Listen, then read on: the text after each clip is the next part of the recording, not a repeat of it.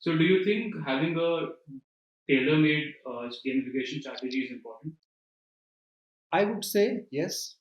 And the reason is that context is king, history is king, Of right? course. And this is unique. The context and history are very unique for every app, right? Your industry is different, your user base is different. Uh, what has happened in your app, between your app and your users so far, which is the history part, right? That is also different. The level of exposure that your users have had to your app, that is different. When all of these things are so unique to your app, right, there is no universal solution there.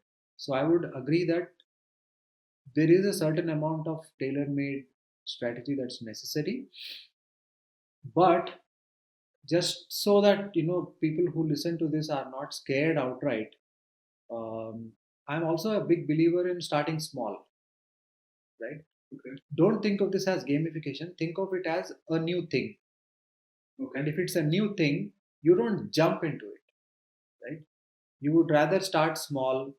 You would conduct some small experiments, cost effective experiments. Look at two things. One is a very obvious thing: is it impacting your end users? The second very unusual thing is, are you liking the whole idea of doing it yourself? Hmm. And this might sound strange, but let's be honest, right? Product managers are also people. Of course. Even they would like to have fun in the whole job of trying to make something fun for their end users, Of course. right? So why overlook that? They also need a sense of growth, of trying new things, of feeling accomplished, of learning a lot, right, in their quest to gamify the app experience for their users. So the best thing is, you start small, you do stuff that makes you comfortable and makes your end users happy, and slowly you take it to the next level. Right, right, right. Do you have any stories that you want to share on this aspect? Like, has any company ever come to you and Yeah, see, every time we onboard a new client at right, Upshot, initially there is a tremendous amount of excitement, but I do my best to channelize that excitement in a sort of a sequence, because I don't want any of us Mhm. to fail. So rather than thinking of how do we succeed, sometimes I find it humorous that I think in the lines of how not to fail, Okay. right?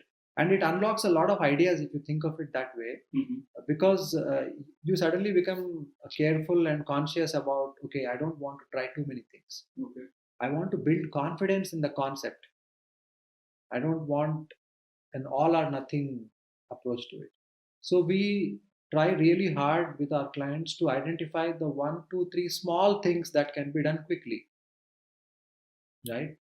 And once they see the gamification activity take off and show certain results, it suddenly uh, calms their nerves. Okay, and it's a big moment for them because they've tried something and it sort of shows the promise, right? And that gives them the confidence to go on another round of experimentation. And this is in fact how we work with every single client of ours. There's not one client where we have taken a big bang approach, Okay. because I for one, I'm scared of that. Even if I am in their place, I would be scared of committing a lot at one go. So if I am scared, why not they? They would probably be scared too, right? Exactly.